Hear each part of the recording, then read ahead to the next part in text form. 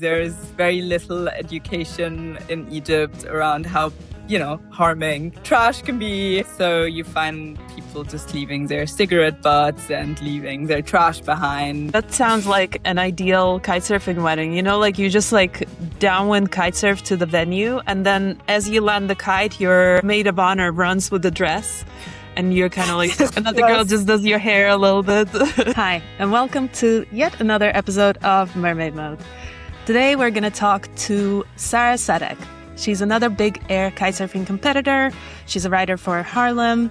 And we're going to talk about sustainability in kitesurfing and in her life and why it's important, but also about her kitesurfing just before her wedding. How insane is that? And also her competing against the guys in the first competitions. So without further ado, let's dive in.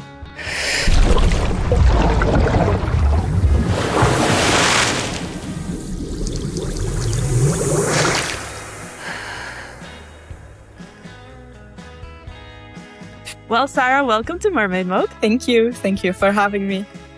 And thank you for jumping in the call a little bit late. You were doing the beach cleanup today.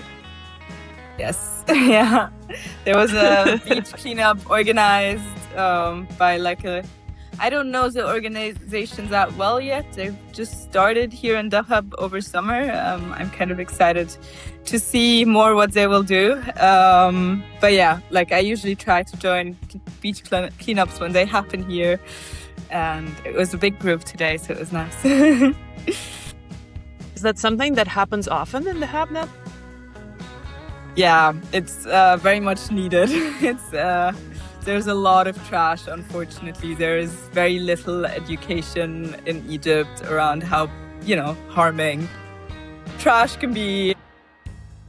So you find people just leaving their cigarette butts and leaving their trash behind. And it's really a big lack of education because sometimes you run after a plastic bag and then the people are like, oh, why are you running after it? It will fly into the sea. It's going to be gone anyways. And you're like, no, that's not. Yeah. That's not. We want to prevent it from flying into the sea. So, yeah. The whole point while I'm running after it, right? Exactly. Wow. It's one of the things that I wanted to talk to you about, actually. And I'm kind of jumping up into the deep end right away from the start. But because I know that you're really into sustainability and that's the topic that you care about a lot. And you said that you also worked for something called Sustainable Network Egypt, right? That was the name? Yes. Of the association. Can you tell me a little bit about your work? That would be really interesting to hear. So I used to work for them. I'm not working for them currently, but I'm still a member of that network.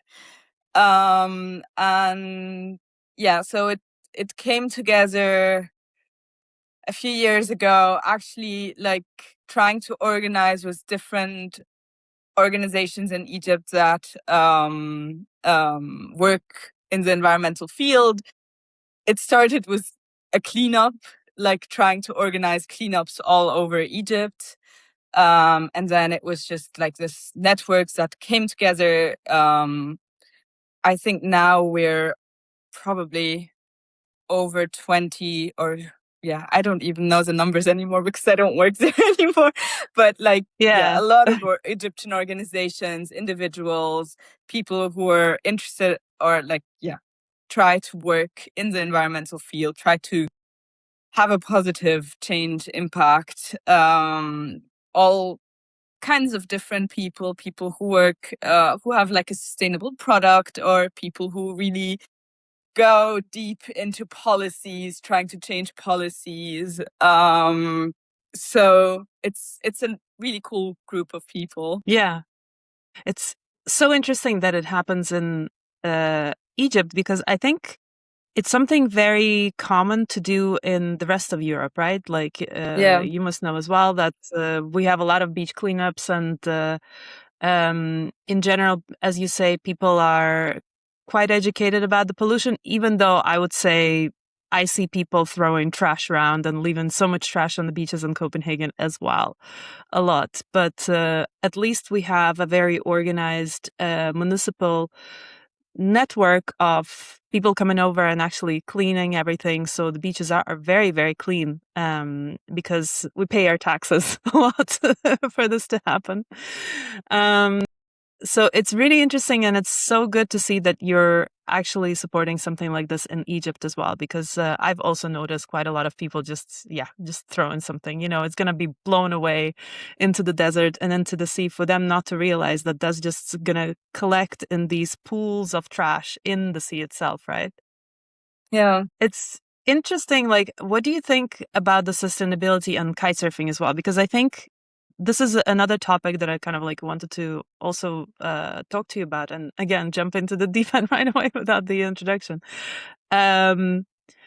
Because I feel like surfers are quite good at this, right? The surfers are really good about talking about not polluting our beaches. Like surf girls, for example, always are talking about the sunscreen that you should use when you go surfing. The things you put in your hair, make sure that it's reef friendly, and there's quite a lot of educations in a lot of these online groups of girls actually telling each other, hey, be nice to the sea, right? I feel it's not the same in kite surfing, right? Especially when you want to buy a new kite every year, you want to buy new cool gear every year, it's so disposable in a way. Yeah, I definitely agree. I also, like in the beginning, when I started to travel more for competitions, I was struggling a bit with that because I always tried to not fly at all, because for me that was just never an option, because Right. I'm also half German, half Egyptian. So there's family here and there's family there and there are friends here and there. And there's no easy land way to travel between the countries, but like limit my flies as much as possible. And with kite surfing, it's just crazy. Like you can, like because you're so tied to the wind, it's not, I don't know, maybe surfing is different because I actually don't know that much about surfing, but I can Yeah. imagine that if you live at a spot where there are waves, it might be kind of all year round. You don't have to chase spots so much. I don't know. Again, I don't know anything about surfing, but with wind, you kind of need to chase the wind. So people fly a lot. Uh, so yeah, that's been a bit of a struggle in the beginning. If it is what it is, but there is a big carbon footprint for sure doing that. Also, where we get our gear from, it does come a long way. Like it's actually, for me, joining Harlem, I was really happy to see, at least, okay, I'm still living in Egypt, but at least they produce in Europe. So for most of their customers who live in Europe, it's not that big of a shipping way. So that's already for me a really good thing to see. And I hope that other brands will also more and more switch to try, like to produce the things locally. Um, Also, for me, it's always very sad to see when when kites are wrapped in plastic and not, we can just buy the kite and it can just come without plastic. It's not rice that will fall out if it's not wrapped in plastic. Like, I think there's Yeah. still a lot of improvement that can be made in the kite surfing industry to try to have less of a footprint, less plastic, less a lot of things. Um, yeah, of course, stuff like using sustainable swimwear, trying to produce neoprene, not necessarily out of neoprene, out of alternatives, trying to use your gear for longer, having that being like, like that the gear just stays longer and is good longer. And of course, yes, there's innovation and things change, but you can wait 3 years. You don't necessarily need to change your kite every year or 2 years. Um, so that's also something I like about Harlem, for example, or also Core does that. Brands that don't change their kites every year, where you can use the same kite for 2 years and then there's a new innovation. And then the innovation is also bigger. It's not like the color of the kite changed. It's actually more things change. So, yeah, I think there's a lot that the kite surfing world still needs to do in the field of sustainability. And I think, didn't Harlem also create the bags that the kites come into from the old materials or old bags? I think that was one of the things that's also quite a point, right? I'm not sure about the kite bags themselves, but I know they reused a lot of kite material, like prototype kites and things like that. They used, and then they did products out of them that they then sold. So they try to reuse the things that kind of has no more, like that you can't use anymore because the prototypes. You do a lot of kites until you reach the kite that you actually want. And so it's good to reuse these in any way. Yeah, I mean, there's so much. There's so many of these kites that are discarded, right? Because they cannot be passed on to anybody and they cannot be used by anyone. So there's so many of those are destroyed, which is crazy. Yes. Yeah, that's quite insane. But I think it's like a really good point as well of like reusing gear, right? That's kind of my favorite thing, and I think it's really good to live in a country like Denmark where secondhand market in general is a very acceptable way of getting your hands on gear, on things, on anything. So it's not really looked down upon, because there are some European countries where people would think kind of like lesser if you have secondhand gear. Whereas here, everyone has everything secondhand, pretty much. What's your favorite, like, what are your favorite sustainability hacks? Like one you said that you'd like to save on the amount of flights you take, which is really cool. I also keep on forgetting about this. And as you say as well, GKA started adding very interesting places like Taiwan to fly to. So they're adding to, you're trying to save on miles, and they're adding even further places to fly to. What are your hacks But then beyond fair saving on the enough. miles? I think it's fair enough to have more places and more diverse places other than Europe to also diversify the sports. Like there should be, stops in other countries. Maybe there could be like a thing of, okay, you only need to go to 3 out of all the stops that count. So you choose the ones close to you. I don't know. Maybe there could be a different system for GKA competitions or Red Bull competitions or whatever. But yeah, I think it's actually like nice that there is a competition in Taiwan. Maybe people who live in Asia should go to that competition and not necessarily the ones living in, I don't know, North America. I don't know if it's shorter to fly there actually from North America than from Europe. Not sure about that either. But yeah, like maybe there could be a different kind of hack around these things. And then there's one big competition that you work your way to or something. I mean, Red Bull is kind of like that, I guess, with King of the Air, Queen of the Air being the major competition. And then there are qualifiers in different countries, mainly Europe-centered again. But yeah, you're asking something different. My favorite But it's a good point as well. hack. I don't know what my favorite sustainability hack is. I think it's always also very different depending on where you live in, because I might be facing problems here that other people don't face in Europe. For example, drinking water, you kind of need to buy your drinking water in bottles. So I always try to buy the biggest bottle possible and then just refill my water from it instead of buying a lot of half-liter bottles of water. But in Europe, you can just drink your water out of the tap. So it's a little bit irrelevant in that sense. Or, I don't know, here when you go buy your fruits and vegetables, they're always you always need to pack them in a plastic bag. So I always try to reuse these plastic bags as many times as possible until I turn them into trash bags. And then they're, like not just single use, but actually use multiple times. And ideally at some point don't have plastic bags anymore, but you just keep getting I feel like the more I try to avoid them, the more they just come to me somehow. Some friend coming who's just then buying a lot of stuff or whatever. Yeah, Or when I you're at don't the till, know. you know, when you're at the till and the cashier actually takes something from you and they put it in a plastic bag, Yes, even yes, yes. though And you then you're didn't want like, to put no, no. it. Yeah. And they're like looking at you like, what?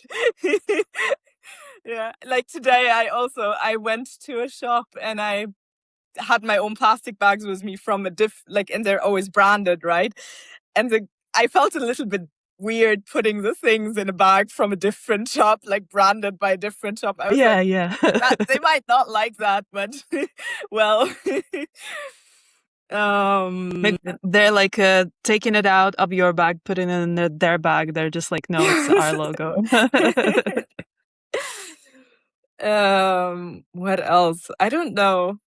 I don't know what else is a But that's a sustainability really hack. great hack as well. And as you say,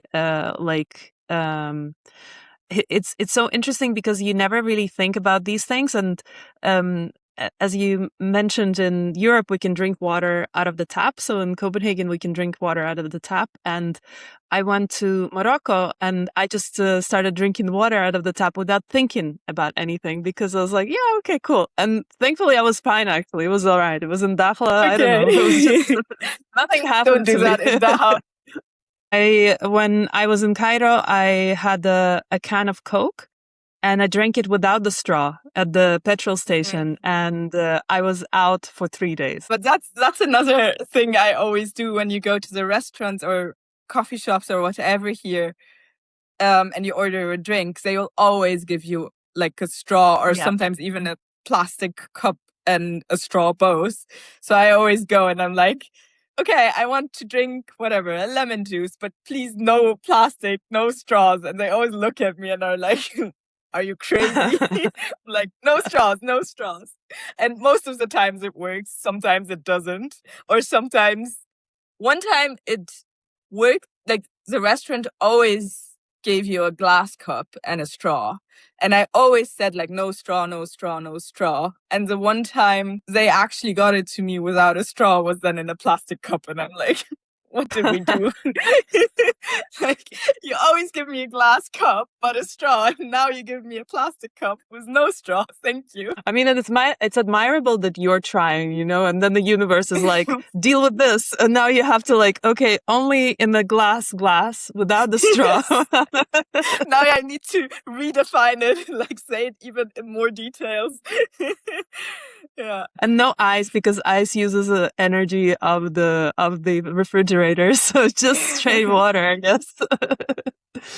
I think like the second worst from having a straw is to have a paper straw, to be honest. It's like I don't like it's the worst invention. Yeah, and it's still single use. Like at the end of the day, whatever is single use is kind of pointless. I have friends walking around with their own like whatever metal straws or glass straws I have or one. ceramic straws, yes. But do you walk It around like with it? I would like to say yes, but I bought it in like a carrier thingy, but I always forget to take it with me. Yeah. So I I'm have just the like, same okay. issue.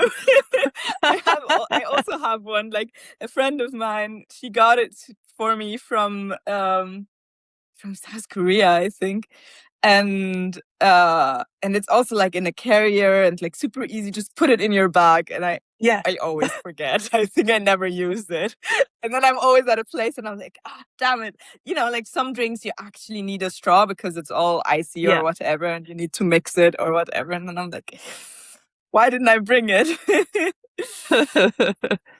Or some of the places actually started making this like a pasta straw, which I think actually works really, really cool. And it's not such a terrible waste. But yeah, I guess You can they cook can't it really. after. Yeah, Or what? maybe. Or you could eat it. No, but you can throw it out and it decomposes at least because it's pasta, right? True. But yeah, well, sustainability, that's great. It's good to have this conversation as well. I think it's really important to discuss it in the frame of kite surfing because again, like we're people who use the water for our fun. You use it for your work. You're a professional that works on the water, but we're not really thinking about the fact that this water is going away or being polluted, especially in Egypt, where you like to say that the water is so blue and beautiful, and with all the corals and stuff. If we keep on polluting it, it's not going to be as blue, right? Yeah. It's good to be aware of this. Do you feel like this could be something that you would like to steer your career into? I think it will always definitely be part of what I want to do, be it a career or be it voluntarily. That I don't really know yet. But I definitely would always want to be involved in some way, trying to save the world. No, trying to change something. Yeah, why not? Be ambitious. That's what you're here for. You're saving the world. one straw at a time, one plastic cup straw at at a a time. time, yes.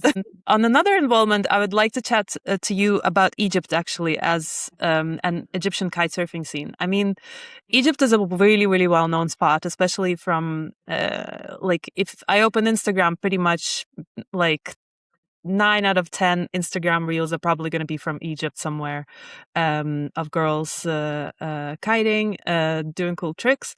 But as you also said, it's like there's not a lot of diversity, I feel, in those clips, because most of the times it's tourists who come there for a bit and then leave.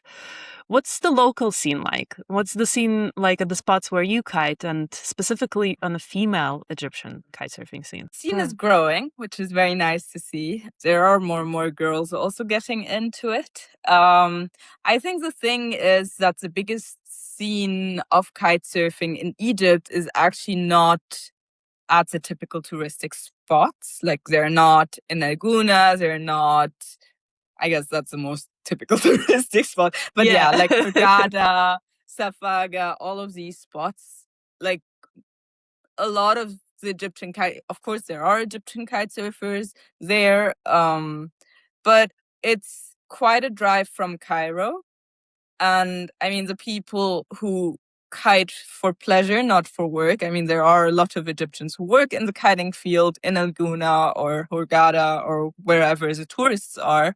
But the ones who do it for pleasure, or full-time pleasure, not just they love kiting and they teach for that reason, but like who, yeah, they go to closer spots to Cairo because they usually work in Cairo.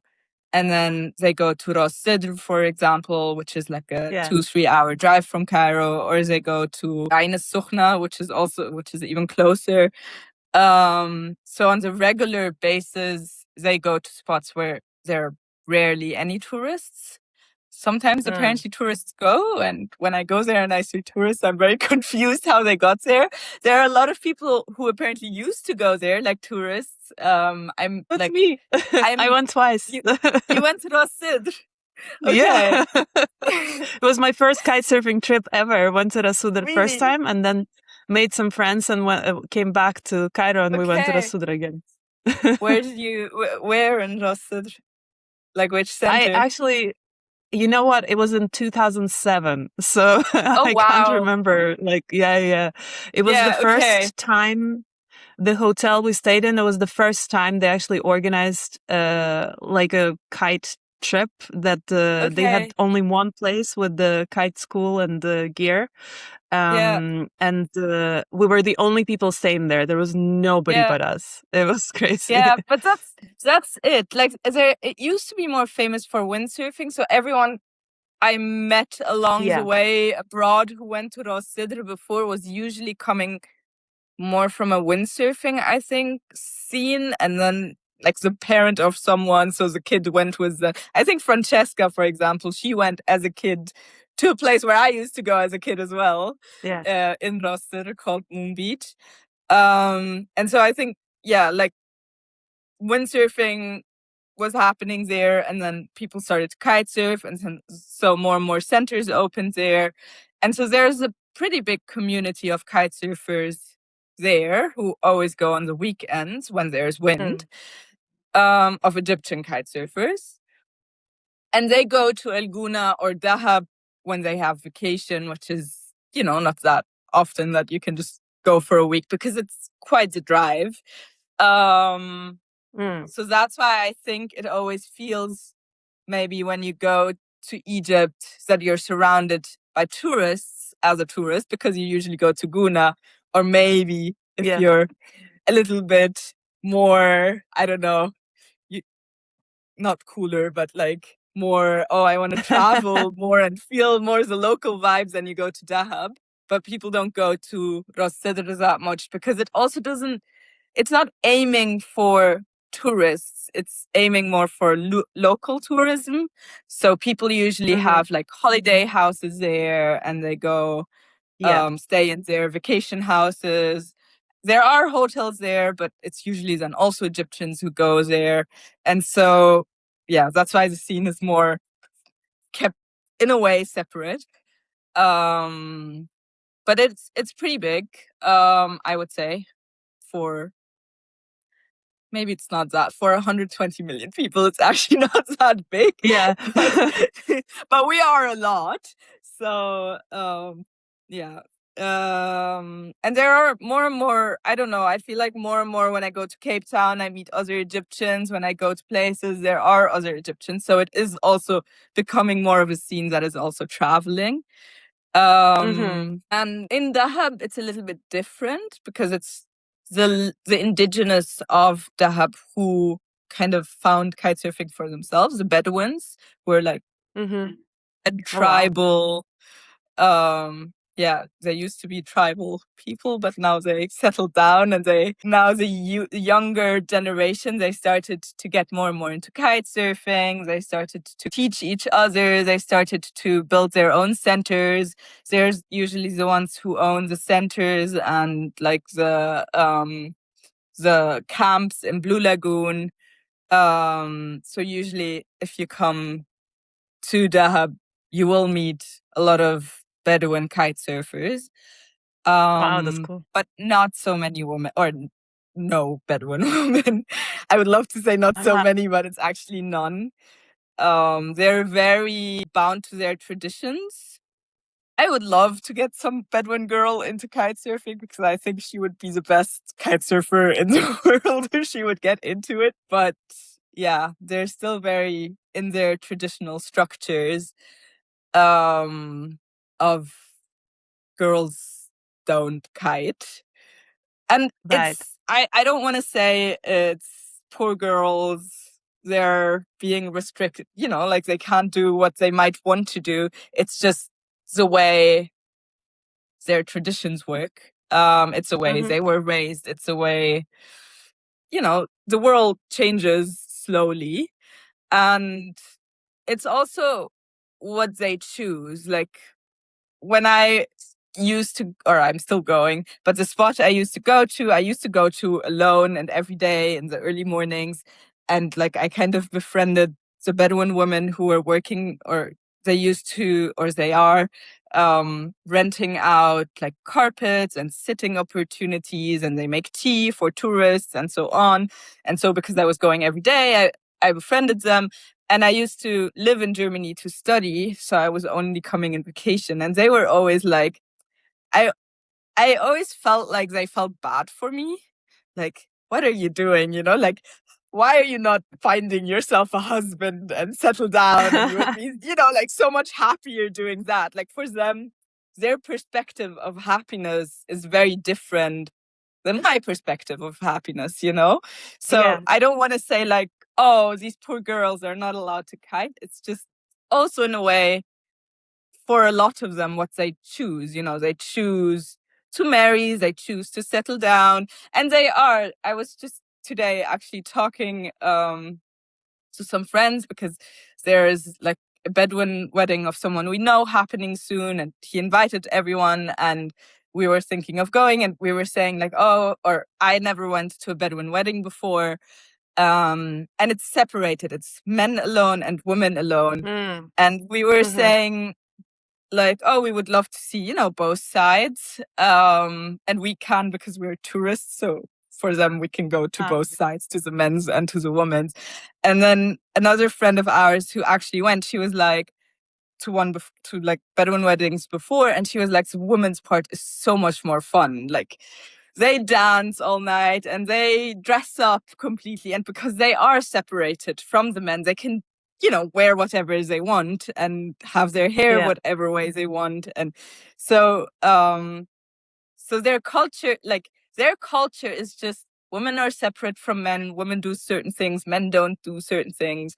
One of my friends also, she goes to the gym regularly, to like the women's hours, and she says in the women's hours in the gym, a lot of these Bedouin girls come and do their workouts there, and they're not limited, you know, like they're not restricted. They just do things in a different way, in their way. Yeah. And this means they do things without being, you know, around men in a way.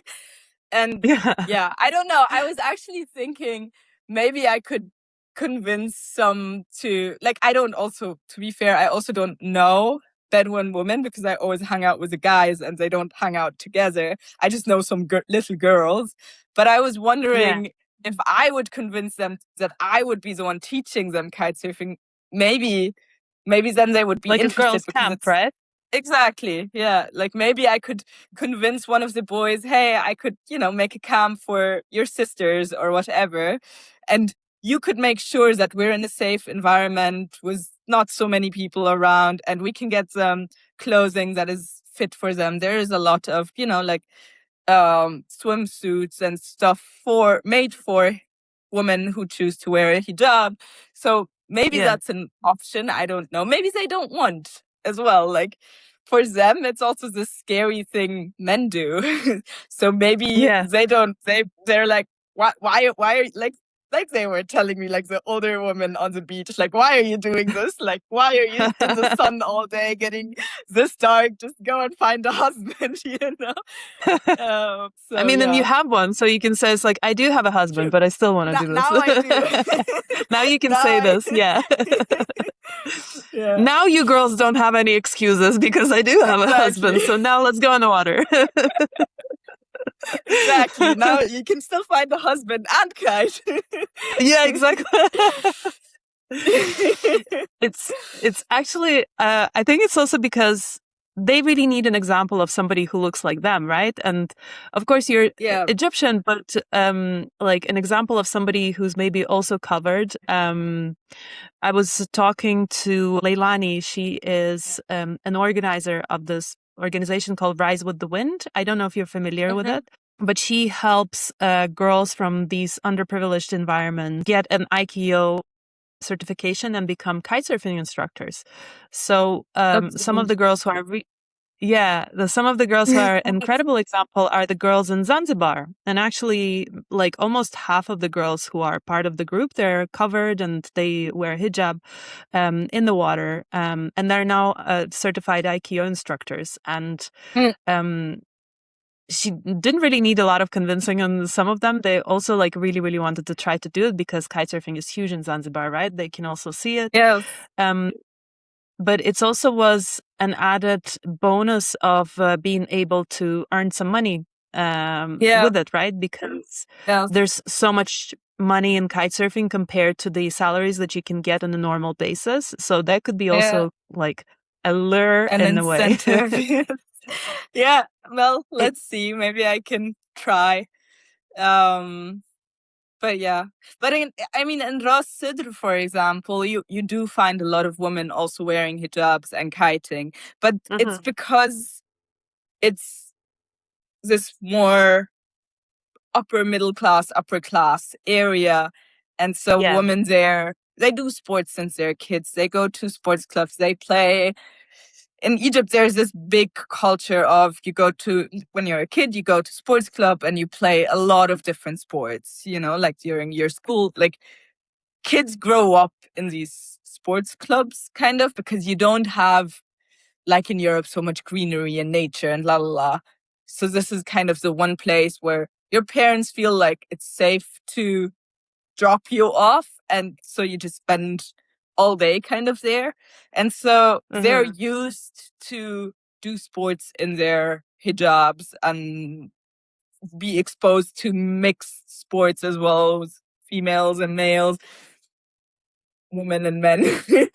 um, but yeah, so in Ras Sudr you'll find that, but in Dahab it's still, because the Bedouins, they also don't see Egypt. They, like, for them, even Egyptians are a different like Cairo Egyptians are a different category than them. Like, they're very tribal. They're very between each other.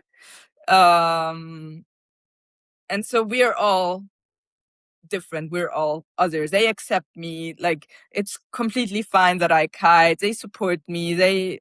Everything. But I'm not like them. I don't know how, like, Yeah. I'm Egyptian. They Makes call sense, us yeah. Egyptians. They don't. They call Cairo people. It's hard to explain that, but like they call them. They see themselves as Bedouins, and we are the others. Be it that we're tourists, like foreigners, or Egyptian, or like Cairo people, or whatever. Like, we're not from their tribe, so whatever we do is okay for them, but it's not okay for them to do the same within their community. So it's a little bit You're a big city girl. big city girl, yes. I mean, it is kind of like a stereotype a little bit of the being somebody from like a metropolitan area and people from villages or smaller towns, right? Like the stereotype is always that the big city people are into weird things and into this strange sports. And I guess also as there is a barrier of entry to kite surfing because it's such an expensive sport, right? Yeah. So that's why I think maybe you would be like a great example to the girls, because you can actually introduce them to something that they might not be able to try themselves. So that could be quite an interesting thing to see. I hope something works out for you in that regard. And maybe you should get in touch with Leilani, because she organizes this in Brazil and in Zanzibar and Mexico, but she also outsourced this program to Morocco, where she's not actually participating herself, but she explained how to do it and kind of worked out this program for another organization that works with it. So it could be interesting to get some sort of blueprint, or if you're interested in that, I think that could be quite an interesting thing. It could definitely be cool to see and talk and see how she maybe approach it. Like, maybe she also knows how to approach it, because it's a little bit different, because you also don't want to be like the white savior, in a sense of like, I'm coming here and I'm showing you and I'm saving you from being suppressed and you cannot kite and poor you. Like, I don't really like that approach either, because they are happy. They think I'm unhappy because I'm kiting all day in the sun while they are chilling at home and having a good time with their other female friends. Exactly. So it's always a little bit like, I also don't want to, like, touch on sensitive parts in that, like, be too pushy about it and force something that I think is great, but for them maybe, like, their happiness is based on something different, maybe. So I mean, you're sharing your passion. You're not like pushing it, and you understand what you're doing, and you understand that you're not converting somebody into something that they don't really want to. Even though I'm pretty sure they're gonna try kite surfing and they're gonna get as addicted as all of us are in our little cult. But you're just introducing them into an opportunity they can explore, right? So there's no really like strings attached. Maybe with a program there could be like if they want to get an IKO training, but if it's an introduction, that could be quite interesting to what if, like, you don't know, maybe some of them do want to try it, but as you say, some of them might feel kind of like the societal pressure of the other girls thinking it's like, we don't want to do it. We only want to do these things. And even though in your heart you think it's like, but I would like to try it, you would not to try it because all of your girlfriends don't want to try it, you know? Yeah. So Yeah. that could be the Yeah. other side of it as well. True. We just want to make other girls happy. That's what we want Yes. to do. Well, on the topic of you being happy and it's because you have a husband now, so this is you achieved the peak happiness of a Bedouin woman. Tell me about your wedding, because you went kite surfing in your wedding. How did why? I mean, I why went not? But kitesurfing also in why? the morning before my wedding because I Oh said my God. I was telling everyone, like I was saying, like, okay, if there's wind in the morning, I will go kite, and everyone was saying you cannot, like, you just can't, like, you will not have the time or the energy. You'll be partying all night. You'll want to save your energy. I was like, no, but I want to kite, and then the forecast actually showed wind on the day, and I was like, I'm gonna go kite, and everyone was like, you should not. And then Omar, like my husband, he was like, okay, if it's like above, I don't know what he said, 28 knots, you could go. And I was like, I'm going anyway. So I woke up in the morning. I woke up at like 6 or something. And then I had a friend of mine sleeping with me in the room, and I just sneaked out. I just sneaked out, went to my house because I was staying in a hotel, went to my house. My parents were there. They were already up. And I just went in and I was like, I'm just getting my kiting gear. My mom was like, you're crazy. I was like, ah. And so I went to the spot, and it was like 7. And like when I was sneaking out, I texted another friend who I know he was interested in joining as well. And then he called me and I was at the spot and I was like, oh yeah, come. And then I realized that I don't have my pump. And I was like, oh, can you Oh come a no. little bit quicker? Because I didn't bring a pump. So yeah, so he came and I went to kite, and it was actually a really, really good session. Like it was really good wind, because usually the wind in the morning in Baby Bay is the best. So being there at 7 was really good. And then Omar actually at some point also showed up. The one complaining that I shouldn't be kiting. Did he join you in the water? Does he kite surf as well? Yeah, he kites as well. Yeah, but he just does it out of fun. He doesn't compete or anything.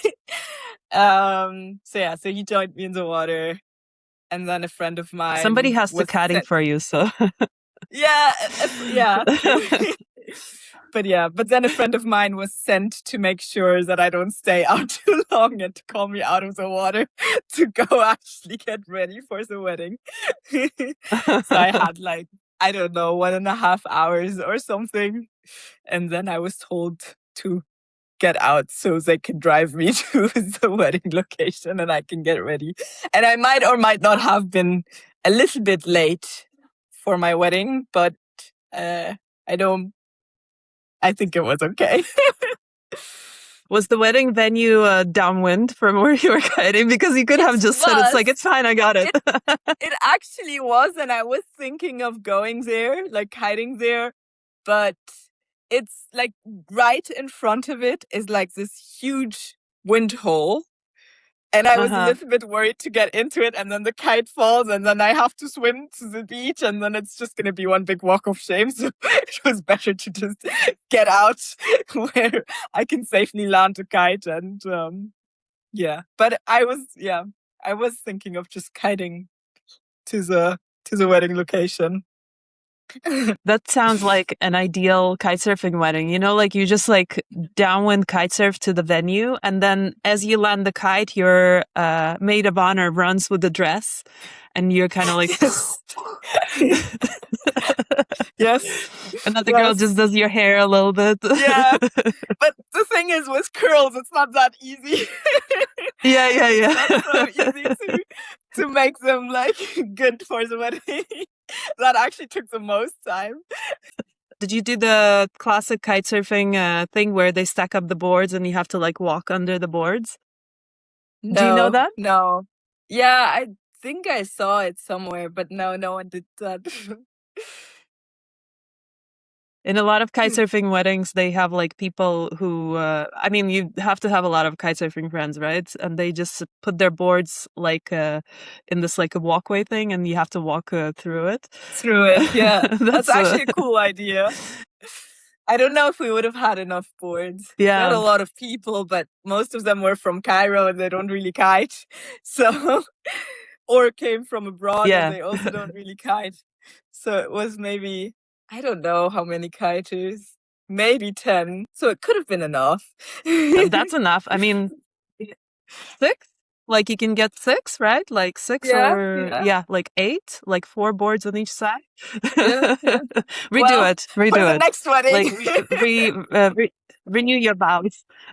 Exactly, exactly. You can In renew 10 the years. vows in 1 We year. were also after the party, like before the party, I was like, never again. And then after, I was like, maybe we could have like a reunion thing or something in a few years, because it was actually a lot of fun to have everyone there and just, party all night. And then like everyone, because it was, quite away for a lot of people. So everyone was already there a few days before and stayed a few days later. So it felt more like a little festival than a wedding, day. I also understood a Yeah. bit why people run off after the wedding straight to a honeymoon, because it did become very tiring after a few days. I was like, oh my God, too many people. But it was also just really, really nice to, have all these different people and connect them together, people who didn't know each other. I feel like everyone kind of went out of this wedding with some new friends. So it was really nice. Yeah, that sounds so amazing. And the fact that you want to repeat it as well, that's also just speaks to how well it was organized, I guess. Yeah. How important was it for you to actually go kite surfing? Important was it for me to go kite surfing? It was kind of important to me. I kind of Yeah. felt like if I go kite, I will feel less stressed for the rest of the day. And I think it worked. Yeah. I think I would have been much more nervous and stressed. And like this, I had a good morning and I felt like I already achieved something good. So whatever happens, like I was super, like before, I was so stressed about all the things we still needed to do. We had to prepare a lot ourselves, do all the decoration, get the chairs Mm. somehow from Cairo to Dahab, and the tables, and the food was, like there was a lot of things that needed to be organized. And even like the night before the wedding, originally we were thinking, we would do, Omar would take the boys and go somewhere, and I would go with the girls somewhere, and we would do like our separate bachelorette and bachelor parties. And then in the end, we were so stressed about having to organize everything that we got them all to the wedding location and made everyone a slave and had them work on decorate. Like we had like teams for everything, building like we had like my brother and some of the guys, they were building like a pergola kind of for the dance floor, and and all the little decoration things and I don't know what. So like everyone came to the wedding location, everyone helped, everyone in the end we just ordered a lot of pizza and ate pizza. And yeah, it was a great team building activity. I can recommend. But so yeah, there Exactly, was a exactly. lot of stress. A lot of stress It's an before the wedding. icebreaker. Yes, yes, exactly. But yeah, a lot of stress before the wedding, and then I went kiting, and then I went, like, my friends were getting me ready, and I could just relax. And I was even like, there was a moment where I was like, my brain started to think about, oh, I need to ask Omar about what he did about that and that. And then I was like, it's too late. Now there's nothing we can do anymore. Like the wedding is starting in like 2-3 hours. Like we don't, khalas, it's over. And it was perfect, like whatever we missed or forgot or messed up, it didn't really matter anymore. And it was actually all just Perfect. That sounds like the most perfect wedding to all of the kite surfers, I think. Like the fact that you can go out kite surfing, like, and then do the wedding and then party and probably go kite surfing as well again the next day or something. And then you also went was that part of your honeymoon to go actually? You went to Estonia, you went to like the rest of Europe as well for kiting? Yes, it was actually I didn't kite that much on that whole trip. But yeah, it was kind of our honeymoon, or it was our honeymoon. Like Omar unfortunately got the visa a bit too late to come to the competition in Greece, in Mykonos. So he only made it to Greece after, but then we joined some friends on a sailing boat for a week, which was super nice. And we could kite there a bit. No. And that was actually the last time we really kited. Um, and then we went to Germany and Switzerland, and then we went to Estonia. And the day I left Estonia was actually so much wind, and I was just like, I wish, why do I leave on the No. day when there is like a lot of wind? But yeah, I'm still hoping there's a competition that might happen there. Still hoping maybe if it's, if it fits in time-wise and flight-wise, that I might go again and actually kite there. But do you want to go to a competition to kite there, or you just want to try kiting in Estonia in general? I would like to try kiting in Estonia in general. Like, it's actually been my third time there, and every time I go, I'm like, okay, next time, like I drive up, take like camping gear or whatever, take all the kiting gear and just go, because you can just, there's so much beach, you can just camp anywhere and just go kite. So it is a plan that I want to do since a very long time. But this time I also I went because me and Omar just wanted to go, but then there was no wind that week.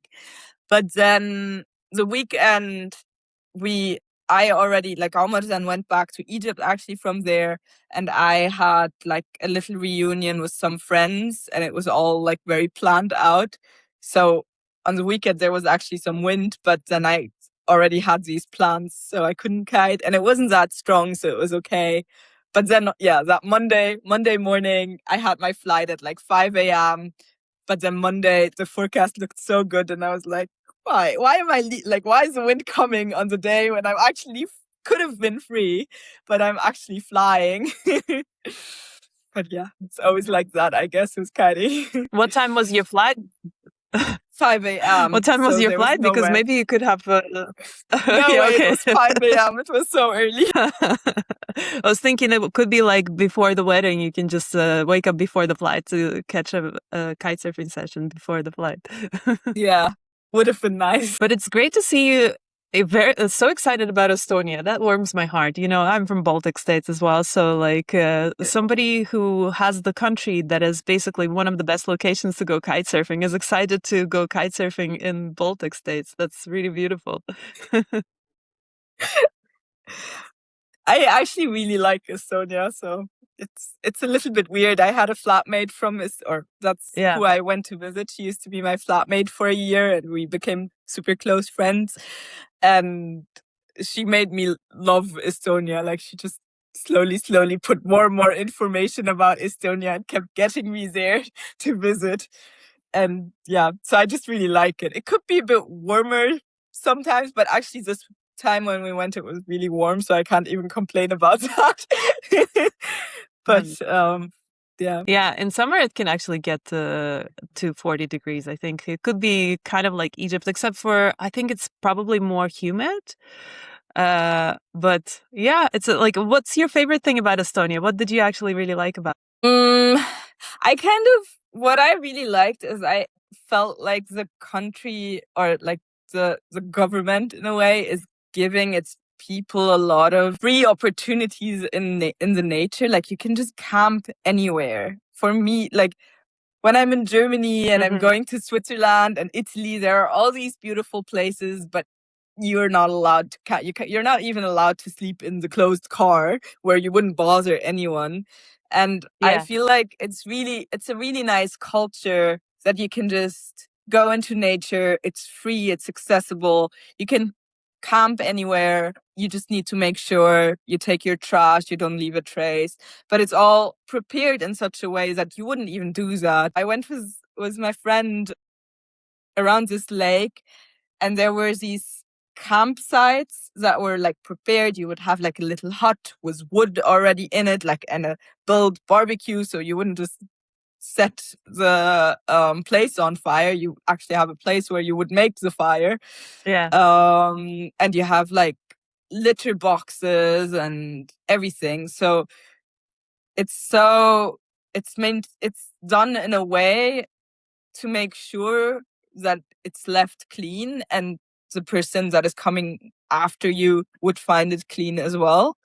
And yeah, I kind of really like that culture in a way. And it's only possible with the like proper education, but also with the fact that Estonia has a very, very low population, I guess. There's not that many people to mess places up. I know. We're like 100 times more than like, yeah. We're so many people in Egypt. So yeah, I know. But also I went to like their sing and dance festival a few years ago.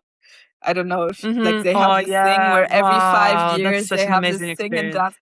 And yeah, that was for me, it was insane. It was like how everyone, like almost the whole population, comes together and is together and sings, and I don't know.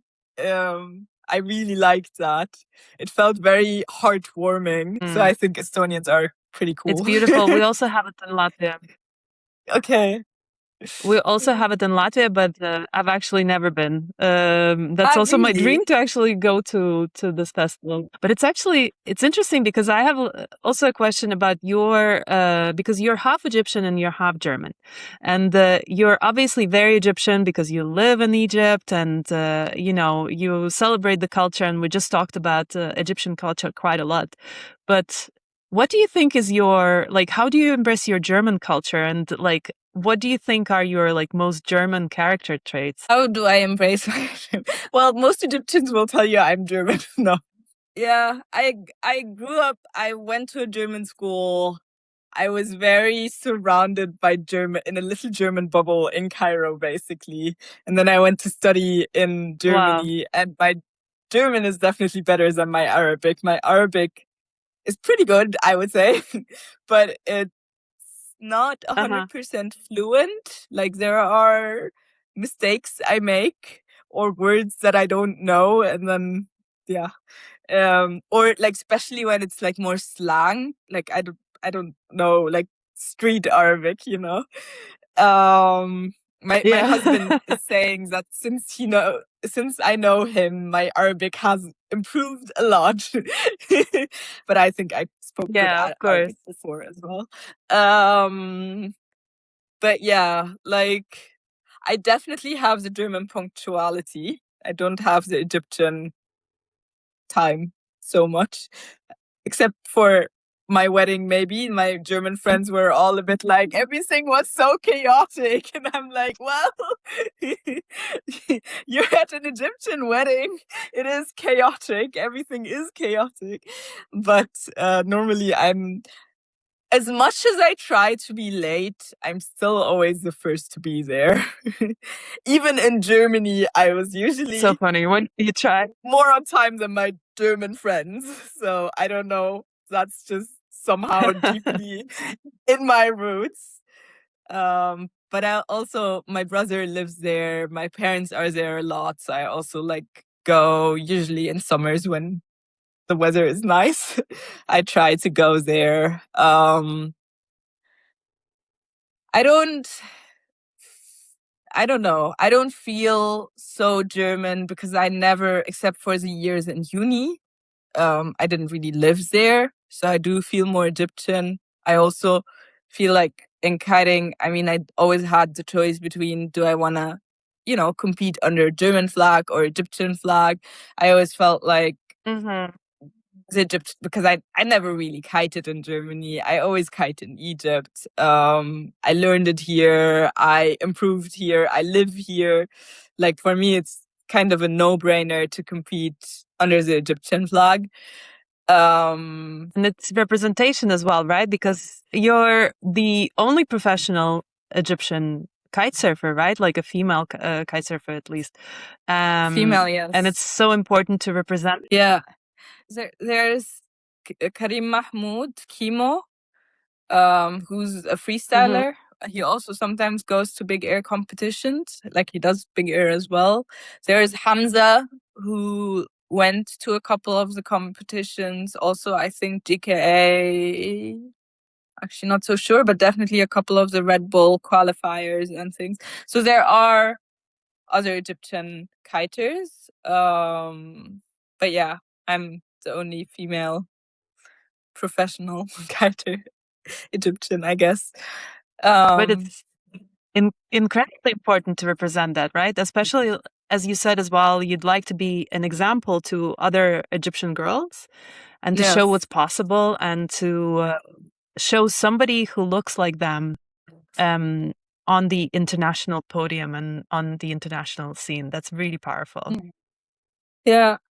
Yeah, I always feel like it is a very Euro-centered sport, so I always feel like I would like to diversify it more. I would like that there is a little bit more different nationalities, a little bit more different ethnicities represented in the sports.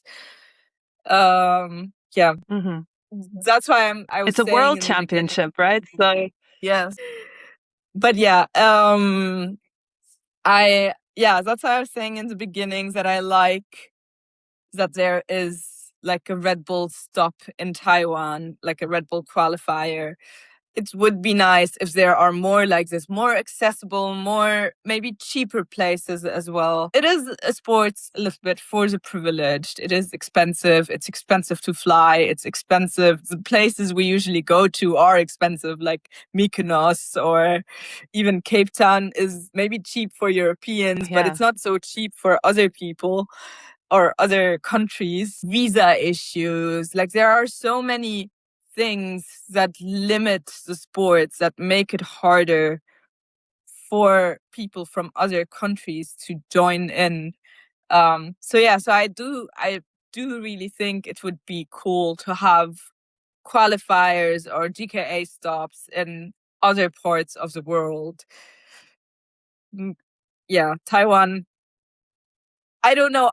Maybe I don't know how many Asian kiters there are. So maybe it's a great opportunity for them. I would wish there would be one, like in Egypt or in Dakhla or in Oman, that could be more accessible for people from this region. South America, there used to be a qualifier. I think it's not happening anymore in Colombia, I think. I think there should be for sure in Brazil or, in there are so many other places than France and Spain and the Netherlands and Denmark and, it's very Euro-centered currently. There's only South Africa, like other than Taiwan now, there's only South Africa. And it would also encourage more different nationalities to join in, like to go to these competitions and be like, oh, I have this level, or maybe they know that they have the level, but they have a hard time reaching sponsors. All the sponsors are also very Euro-centered, or the US, but that's basically not the same. But there is no sponsor based somewhere in Asia or South America or the Middle East. It's all in Europe or the US.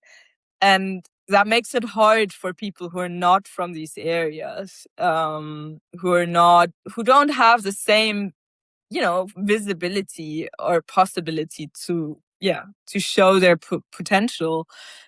Also young riders, it's maybe when you're older, okay, you have your Instagram account set in such a way that sponsors from Europe find you even though you're in China.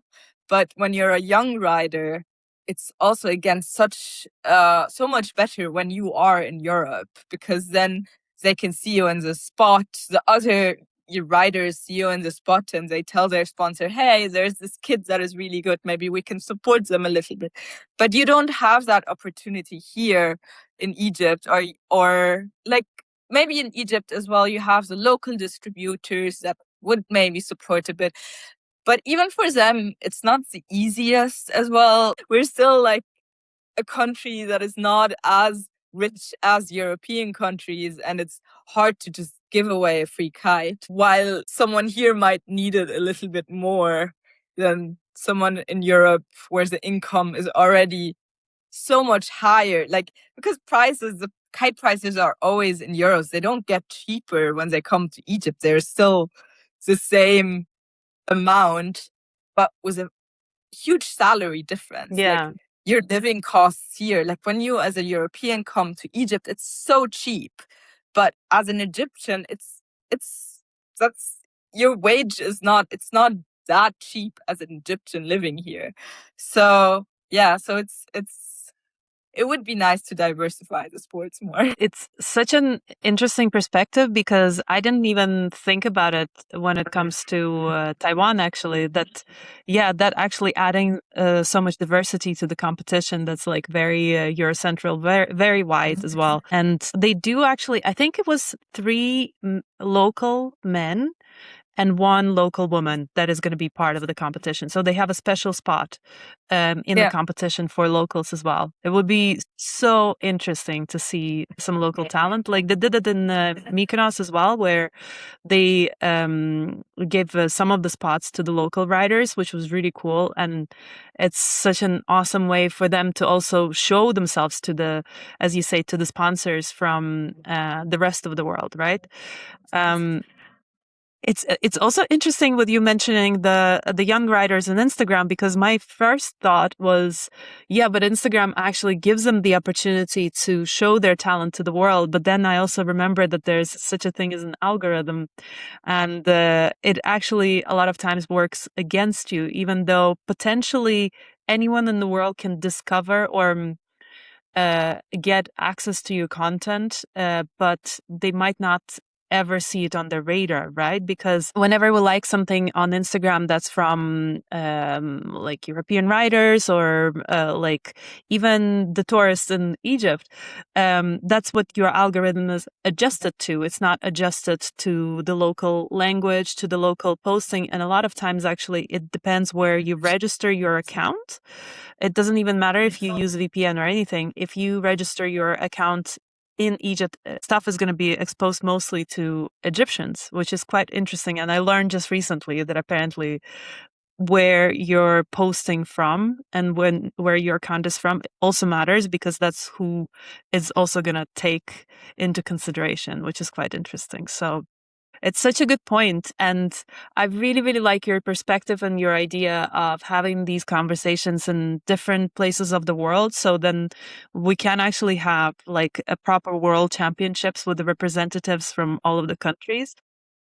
If people do have the talent to get there, is another question. But I'm sure there's a lot of people. It's like almost another planet in a way, right? Like I'm sure there's equal amount of talent somewhere else on this other side of the world that we never see, just because it's not exposed to us, right? Yeah, for sure. Speaking of local competitions, I mean, you're going to be participating in Wings of Sinai, right? That's going to be the first time that the women are going to be competing in the competition. Yeah, that's major. Yes. That's really good. Yeah, it's a 4th year happening.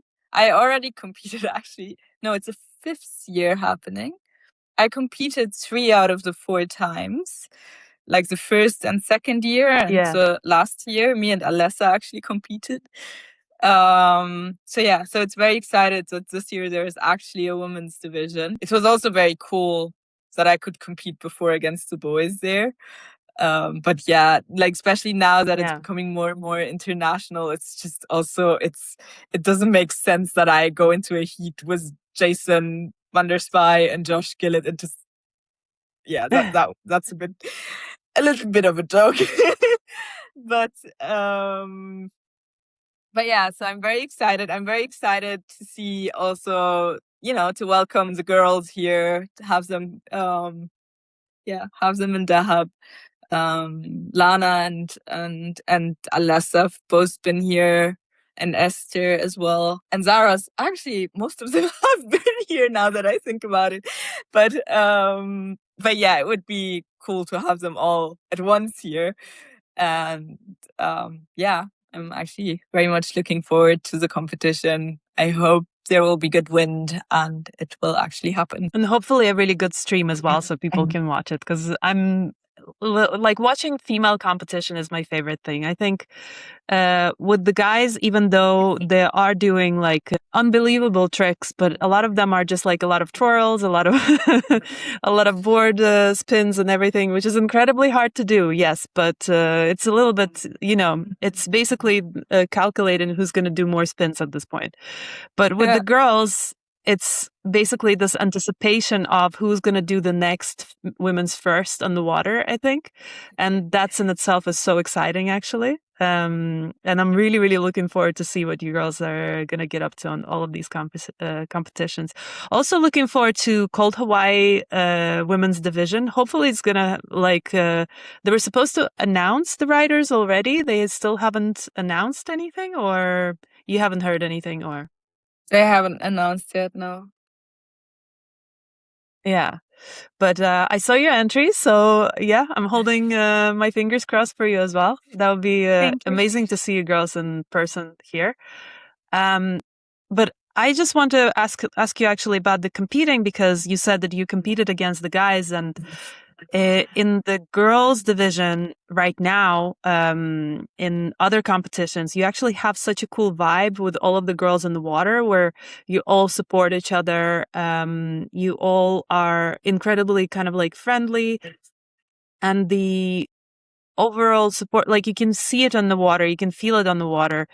How different is it when you're competing with the guys? Well, I mean, I think, when I compete against the guys here, they're all also friends. But what I wanted to ask you about the competition with the guys is more kind of, do you have a different focus when you compete against the guys when you're competing against the girls, right? Because it must be still a little bit. I think with the guys, I can just try more because anyways, I'm losing. So might as well lose while trying something new, or maybe I will win if I land something crazy. So yeah, so it's more like, okay, it is a competition, and I'm trying to show the people that, like, women's kite surfing also deserves a spot. And like, I always, like, when it happened, like when Wings of Sinai was happening and I was competing, I always had women come afterwards to me and be like, oh, we were really rooting for you.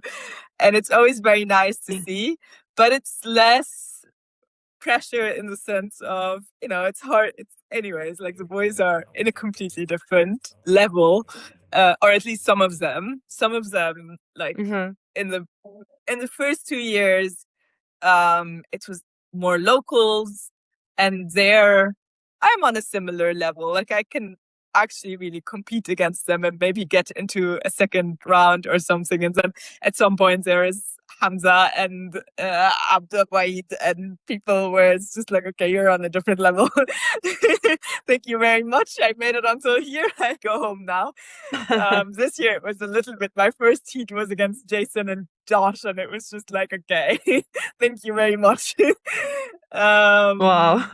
But yeah, it's fun with the girls for sure, because it's just very nice with them. They're all nice and we're all friends. But with the boys, it's just, you can take it a little bit more easy and just enjoy it. And also it's my home spot, and all my friends are around, and it's much more of a chill vibe. It's still, I'm competing and everything, but afterwards I'm not disappointed or anything.